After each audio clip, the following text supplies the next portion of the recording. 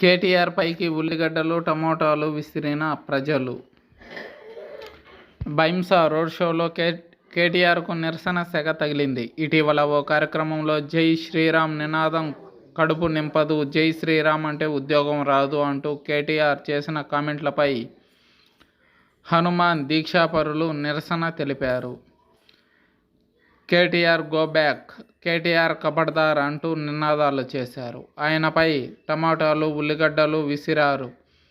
KTR photo ఉన్న ప్లకార్డులను చెప్పులతో కొట్టి నిరసన తెలియజేశారు. పోలీసులను నెట్టేసి కేటీఆర్ వెహికల్ వద్దకు దూసుకెళ్లే ప్రయత్నం చేశారు. దీంతో గంటసేపు ఉద్రిక్తత ఏర్పడింది.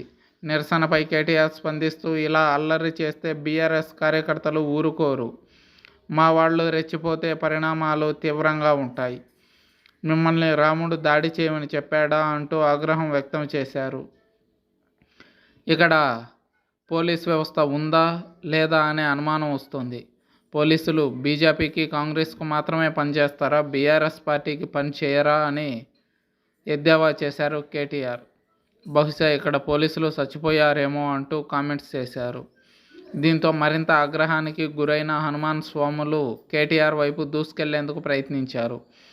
పరిస్థితి ఉద్రిక్తంగా మారడంతో పోలీసులు లాఠీ చార్జ్ చేశారు.